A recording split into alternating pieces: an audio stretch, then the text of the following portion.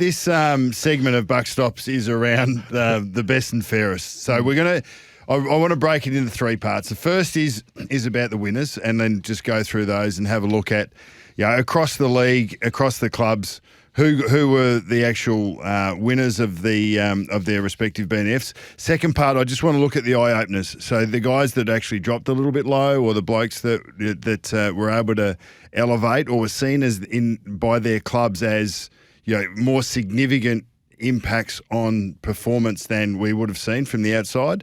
And the third one, I would just want to come back to the speeches. The coaches, the president. There's been a few from the presidents. We'll get Love to that. Mainly the coaches, but see the president. We've ever heard CEOs delivering State of Union addresses? I think Amit Baines was talking about the 100th year celebrations. I think last night on Footy Furnace, Jimmy Bartell called it a few Gettysburg addresses, which I quite enjoyed. Yeah, well, you get a little bit of that. But so let's just kick off, and I'm happy for this to be an open conversation. But the one that stood out to me from the winners, Max Holmes, like he won that in a street. Like he won it and let's right up front. Nick Dacos won Collingwood's Copeland Trophy with 997 votes, and Daniel Rioli won Richmond's BNF with 40.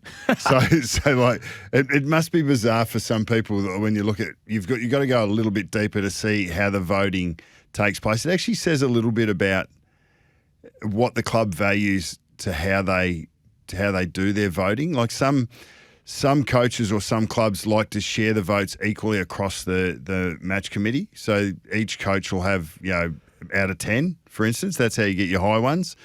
Others it'll be a committee decision on whether a player's played his role and he only gets the one vote. What did or the you two do? Votes. We were you got to vote for.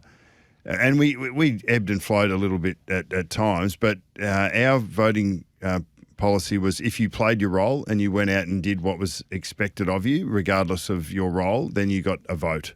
If you did it in an exceptional manner and beat your opponent, well, doing your role is beating your opponent, you get the 1.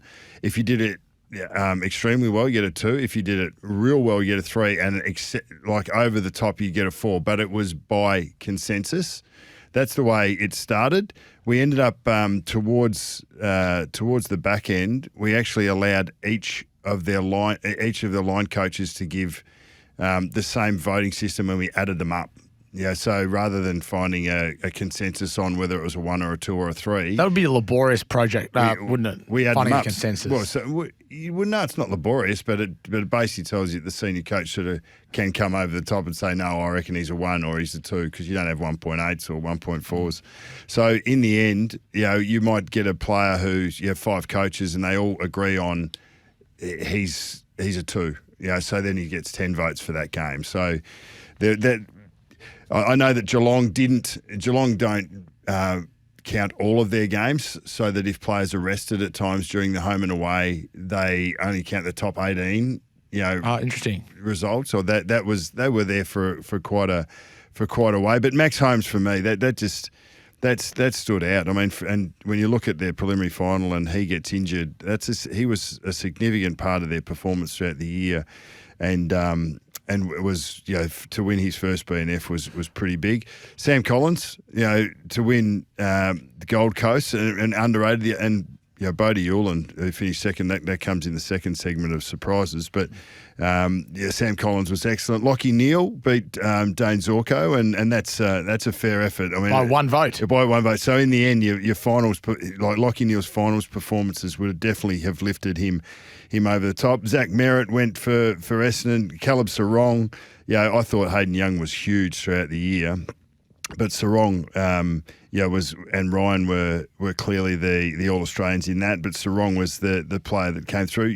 Luke Davies Uniacke over Sherry and Cheezel at North Melbourne. Callum Wilkie rewarded again for such a great effort. Isaac Heaney, was at the head of the big 3 for Sydney. Jeremy McGovern for West Coast, and Marcus Bontempelli just doing what he normally does. But so some exceptional winners there. Jesse Hogan for GWS, probably as a key forward.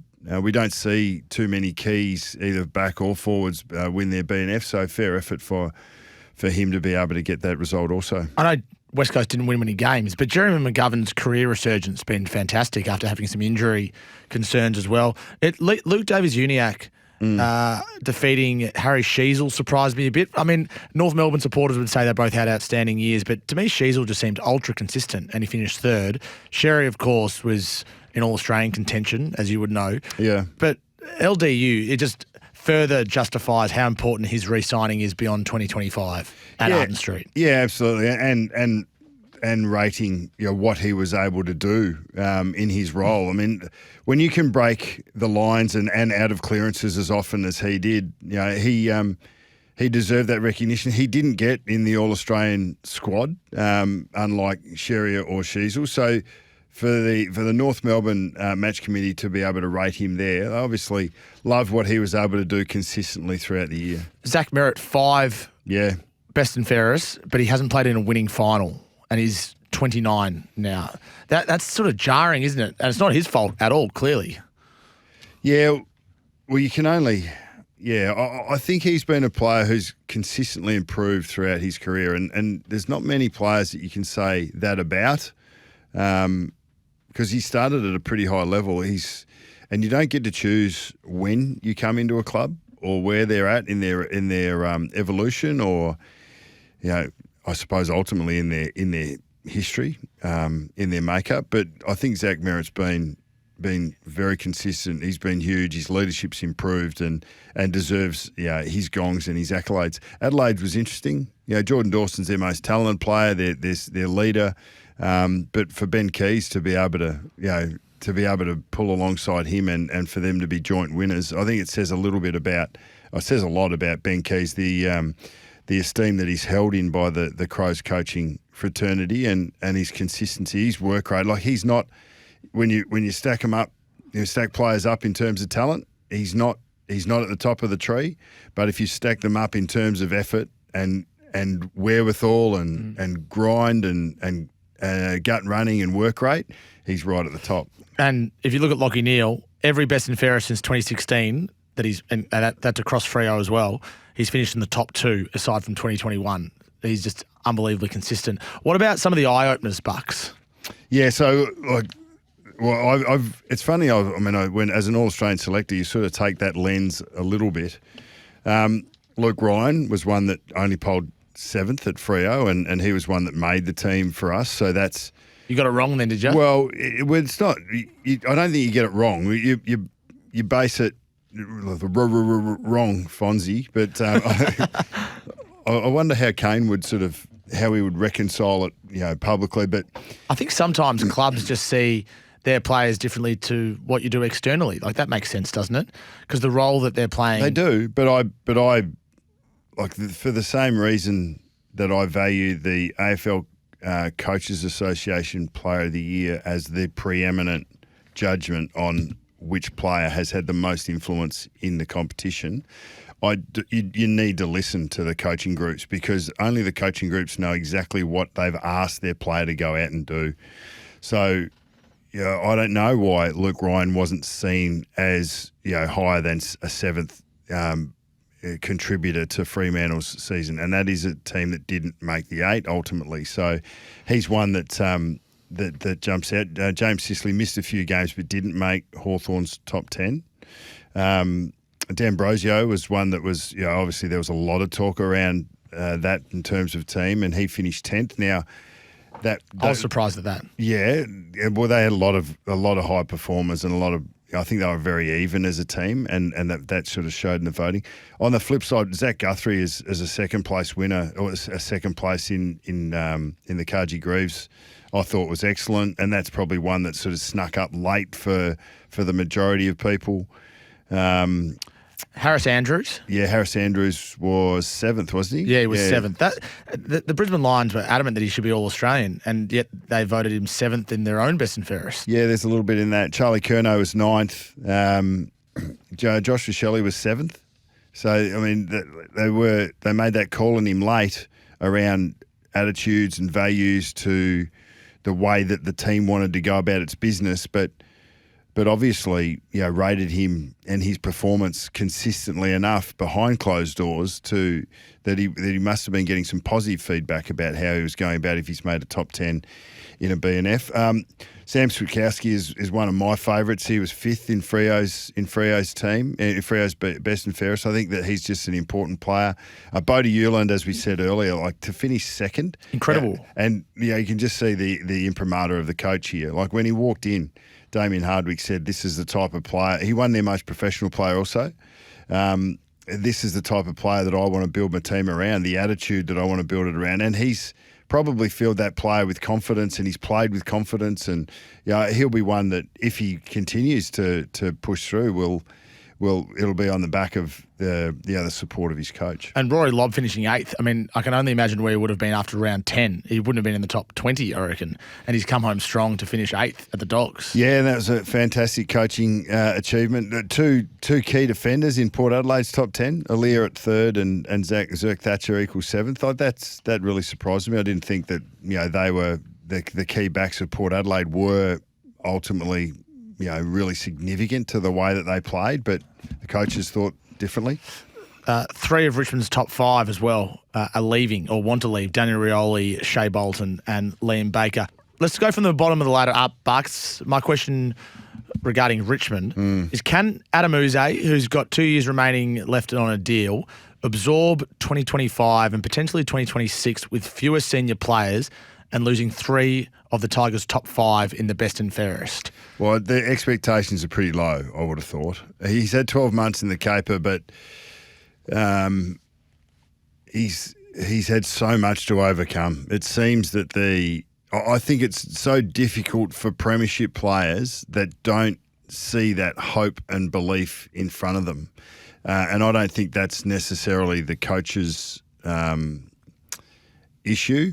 It definitely is the coach's issue, but I don't think it's anything that Adem Yze has done. I think it's simply that you've come off a premiership list and you're starting to have a downward spiral. So what does the club do about that? How are you going to get back into a competitive standpoint as quickly as you possibly can? And it may actually be by regenerating as quickly as you possibly can. But the coaching challenge is extreme. But if they win 2 games like they did this year, next year, and then say 3 games the year after, history would say, whether it's right or wrong, that it's very hard to extend a coach with that win-loss record. That's difficult. Yeah, it is. But you would do it if you think you've got the right guy. Okay. And they've had 12 months at it in a very challenging circumstances. Obviously, Dusty not really fronting that often and not being able to provide anywhere near his best on his way out. You got other senior players that look like they're frustrated at times this year and couldn't maintain the rage, I suppose. So those players are either going to stay, dig in and go, as we're talking about best and fairest speeches. I think O'Rourke, the president, was really solid on a Richmond man and Nathan Broad and how significant that was. And you're going to highlight the behaviours that you want to see. And I suppose you're nearly dead naming or not mentioning potentially the players that want to go elsewhere. But it's a difficult period for the club. North Melbourne? Yeah, North, they fascinate me. I think if the rumours or the innuendo is true, they're looking for experienced players. So they're on the record of saying that. Parker will go there. Yeah, Darling will go there probably today for pick, I think 67, a late pick. And who else are we looking at? And Caleb Daniel they're looking at. So Caleb Daniel will make a decision over the next, few days as to whether he wants to explore a trade, and then actually getting a trade done is more difficult. But they are looking to rise out of their bottom 2 on the ladder, where they have been the last 5 years. What I would say about North, that I like from a structure perspective, look as a coach and go, okay, you've got a really competitive and combative ruckman in Cherry, who you rate and who's had an excellent season and is just going to continue to go to strength to strength. Not only is he a big man for you at clearances, but he marks the ball around the ground and he's aggressive. He'll follow up and go hard. I love Larky, who we know, given enough supply, is going to take marks and kick goals. He'll get you 60, 70, 80 if you give him enough supply. And I love Charlie Conban. And whether he goes forward or back, maybe you've got him as an intercept marker. I think he went forward a little bit. I like him at centre half back and build your defence around him. Once you've got those three boys, the big fellas that are in place, you need support to underpin that. But you've got some youth coming through. Obviously, Sheasel, McKercher, who showed real sort of grunt. Powell, who was an underrated sort of midfielder who just gets the job done. LDU, of course. So there's I think that they could become far more competitive and add to the back half of their 2024 season really quickly. My question without notice to you from North Melbourne is, are we yet convinced that Alastair Clarkson is the right man to see through this rebuild and be the next premiership coach? I don't think there's enough evidence either way, to be honest. And I know that's, I think you're going back to what he's been able to do at Hawthorn over a period of time to say that he can do it again.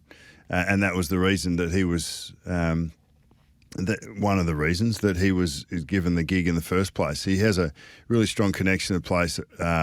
He displays a lot of passion, and we know that can boil over. For a place that he started his career at as a player. I think that there's been enough challenge in the last couple of years that potentially has taken some of his energy and some of his focus. And I think halfway through the year, it was pretty widely documented that he spoke to the group and said that I'm absolutely in for the long haul now. You haven't had the best of me because I've had my attention has been fighting fights that I shouldn't have to fight, or in his view that he's felt like it's taken energy from him. I think we'll need the next 12 months. West Coast, 16th, 5 wins, 18 losses. The question without notice to you, Bucks, on the Eagles, is it possible, is it pragmatic to build your club around one 19-year-old midfielder? No, absolutely not. And that's not what. If the West Coast have success, if Andrew McGualter, and his first utterings as a coach when asked about Harley Reid is he's an exceptional young talent and he will, if he can play his role in our team, he will help us be successful. It's not, you cannot put one person on a pedestal and expect to succeed as a team or as a club. It's just not the way successful teams and clubs are built. And West Coast in particular, and the senior coach has got a really important role to you're not bringing Harley Reid down. You're just bringing others up. You're going to you shine a light on the role, the importance of the roles of other players, and that has to be done really significantly through the pre-season by the new coach. And I'm not saying that Adam Simpson was responsible for this, but the media probably more so, and the kid himself, and his some of his exceptional highlights and efforts throughout his first season. But no, you can't afford to just. You're not going to rest on Harley Reid as your sole man. Did Adelaide miss finals because they don't have the talent, or they haven't developed the talent? That's. I heard this narrative. I'll answer your question with a question. Have they recruited that poorly or have they drafted that poorly? I think their drafting has been mediocre, but I think their recruiting has been good with Dawson and Rankin, and they're going to get Cumming as well. So why is their drafting been mediocre? Soligo and Michelini at 3 and 4. They've also missed a couple. They've had some high picks at the start of the rebuild they haven't quite nailed. I thought Himmelberg was a better player than he showed at Crows. It'd be interesting to see how he goes. He's gone to Gold Coast, right? Yeah, 3-year deal at the Gold Coast Suns, but they're paying him so little that the Crows get no compensation for him. So right, so that's it, that he hasn't shown it. But I actually thought he got some opportunities at the end of 22, I reckon, and he showed a little bit to me. So Himmelberg's a watch up at Gold Coast. I think that they've underperformed in my view for what they don't have household names, but I think they've got a lot of talent there. They had as much of an injury concern with their key backs as any club across the competition, and Murray kept injuring himself. Butts was injured a lot. Borlase was sort of came in as an adequate fill in, but I think that they missed a lot of their structure behind the ball, which hurt them significantly. What do you make of what Brad Green said, the Melbourne president, at the club's best and fairest on Friday night? Do you like this from a president? That's the first I've heard of that. I tell you what, I picked up in that was passion. Yeah, no, he cares straight away. He certainly cares. And that's awesome. Yeah, you can do a lot with that, with enthusiasm and with passion. So, and yeah, he had a really direct message to convey. And I think a president should be a bit of a rah-rah guy. He should be passionate about it, but just don't step in and do other people's jobs for them. I think leave the CEO, leave the director of footy, leave the coach to do their jobs. But I think it's important to you to be the face of the supporters, to be the face of the membership, to be at the front of the army, whatever term you want to give it, for that particular club at any particular time. And sometimes I think Koshy does it really well. I think Eddie did it really well. You've got to be the face of the emotion of your supporter group, but also create that gap between the emotion of the game and the pragmatic nature of what you need to do to build over a long period of time. Gold Coast Suns, Bucks? Yeah. So how are they going to get Rioli and Noble done? And are they their only two targets at the moment? At the moment, because they've picked up Himmelberg. Yeah, what they're trying to do is shift draft picks from this year into next year, which is why pick 13 is on the table, because they've got a strong academy cohort in 2025. But Richmond want more than pick 6 for Daniel Rioli. Mm-hmm. Whereas the Suns believe pick more 6 than pick is 6. Yeah, the Suns believe pick 6 is about right. I mean, he's just won their best and fairest. He's contracted, so you be the judge of what's fair and what's not. And the other one they're trying to bring in is John Noble from Collingwood. Now, Collingwood would like pick 13 to be involved because they obviously want to get that pick to then use it to bring in Dan Houston. But they also acknowledge that other selections will need to be involved as well. So this pick 13 race is heating up, and we can speak to Cal Toomey about it in a few minutes' time. Damien Hardwick's speech at the BNF was Winnie the Pooh. You're stronger than you think you are. You're braver than you think you are. So that was basically doubling down on his comments about they've got what they need in the room. It's just a matter of belief and believing in themselves. And he's on a quest to prove that to them. Yeah, even though they missed finals this year. And Jack Lukosius is expected to get to Port Adelaide. What for? Not sure. Probably a future first rounder, but there's a fair bit of water to go under the bridge before that happens. The Saints, Bucks. Yeah. So when Max King was playing this year, and he's just re-signed, we know that 6-year extension. When he played, they lost 7 from 11. After his injury, the Saints won 6 from 8. Is that a coincidence, or are the Saints in some ways more versatile without him? I think there's an argument that they are, which makes his re-signing even more interesting. I think that would have been on St Kilda's terms, and I think he would have seen, okay, well, this is a long-term show of faith in me, and it's guaranteed money in some shape or form, but it wouldn't be at the high level. Like, you'd know better than I. What would he be per year for that extra 6 years? It'd be close to $1 million, if not over it on average. A year. Yeah, look at all the players being paid $1 million in the league. Why would you sign? Yeah, I know that, but St Kilda could not. What did you think it was? Not have done it. As I said, if you're maybe 650, then you could play with it. It'd be 850, 900, close to $1 million. Oh my God. That's the salary cap these days, Bucks. You played in the wrong era. So, my question without notice regarding Essendon. The last 2 years, Essendon has failed badly in the last month of the year. How do you make sure that this doesn't happen again? Look, it's the pointy end. This last month was a lot better than their last sort of month the year before. So, true. Small wins. It definitely was heading in the right direction. I love Sam Durham coming through. You're slowly adding to a positive sort of nucleus. Yeah, the nucleus. You need to own the locker room, and they're going the right way. Durham's going the right. I thought McGrath's season was underrated. He finished 4th in the BNF, but I thought he was great. Caldwell, some of his grunt work and his commitment to task was excellent. Langford's a really smart player in front of the ball, but I think Jones, Cox, you need Reid. I don't know what's happening there. He just keeps getting injured. But there's 2 or 3 or 4 young players. I think Jones can be a real player, and I think he'll come on again. And you just need more support in that nucleus area to drive the standards going forward. Now, Brad Scott's obviously setting that agenda. He's setting the bar high. You just need a few more to go along, with him and with the Zach Merritt, Durham, etc. Durham finished, third in their best and fairest, was it? Yeah. It was right up the very pointy end behind Merritt.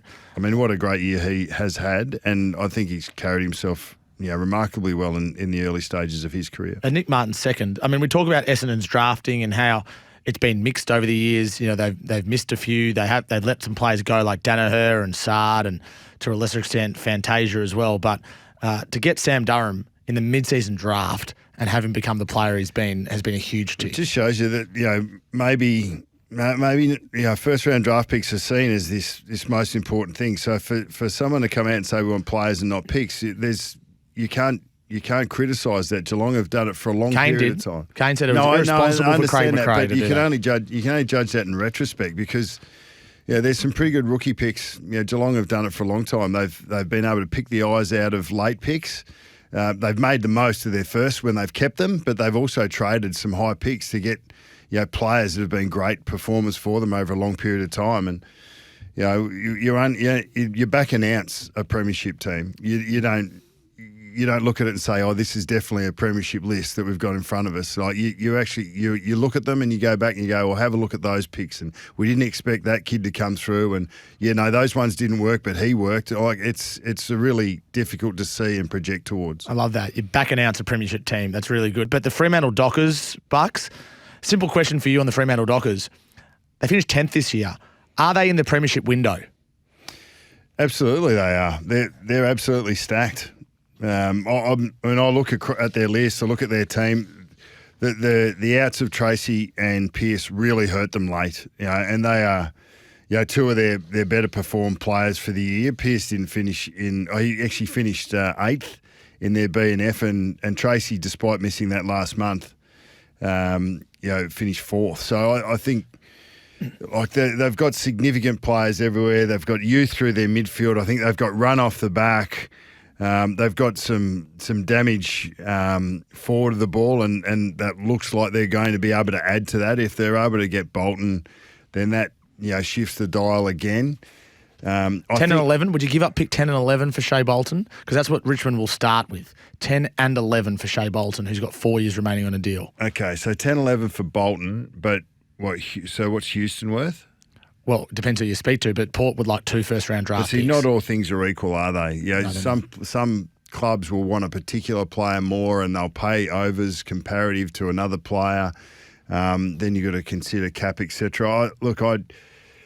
I think Fremantle can be really aggressive now. Now, whether that means that 2 first-rounders is worth a Bolton, like that, they'll work that out for themselves, and it'll happen in negotiations or it won't. But yeah, look, I think Fremantle, with what they've got right now, I think it's right there. They would have been bitterly disappointed with their last month and not being able to push themselves into finals and have a crack at it from that, even from a bottom, a 5th to 8th position. But there's no excuses. They've got all of the pieces of the puzzle that they need. Collingwood, is there a danger Collingwood will fall off a cliff with veterans? And if so, is this a risk worth taking to win a second flag in 3 years? Well, I would have said yes to that 2 years ago. I thought that they would be pretty good in 22 and 23, and I thought that would be difficult from 24 on. They were good in 22, 23. I mean, but even, side bottom, his back half of the season was excellent. Finished 5th in the best and fairest, and Pendlebury finished 6th. So that's a feather in their cap, but it also is of concern when you look at the fact that those players maybe have another 12 months, not much longer than that sort of in them. So you need to replace that leadership, let alone the on-field wherewithal and capability. So I think there is concern, but Nick Dacos has shifted the dial for the last couple of years to find a player like that. Josh has been really consistent. But there still is a fairly heavy reliance on 30-plus players to be your match winners, which can be problematic, but you've got to make sure you've got a strategy to build from below. Darcy Cameron was the steak knives in a deal from the Swans to the Pies, and he was second in their best and fairest. Like, that's a great effort in itself. He was excellent, and the original steak knives finished 4th, Jack Crisp. So, I mean, in the end, I think Collingwood have, Yeah, they've put a really strong list together. It's a premiership list now. After 23, they've still got some youth that are coming through, but it's fair to say they probably haven't been able to hit on as many in the last 3 or 4 with some of their drafts. But there's a little replenishing that needs to take place. So whether it's down the Geelong model of bringing players in over picks and hitting it hard now, pulling a 25, 26-year-old. I think Perryman will be a solid player for them. Like the speculation about the money seems a little overs, but it's about $900,000 over six, maybe 7 years. Oh, is it? Per year, that's a lot of cash. You reckon? Well, no, but it's a lot of cash for any AFL player. But for Harry Perryman, $900 per year. Yeah, as I said, a little overs, but I think he can play multiple roles: halfback, wing, mid, and inside mid, and he can also go forward if need be. He'd be an excellent player to have on your squad to use where you see fit, and I think he's got his best football ahead of him. And clubs pay overs because they don't have to trade for them. It just takes salary cap space. So that's part of the reason he's on $900,000 a year. Tom? What's that? I'm glad they have it. Yeah, they do, absolutely.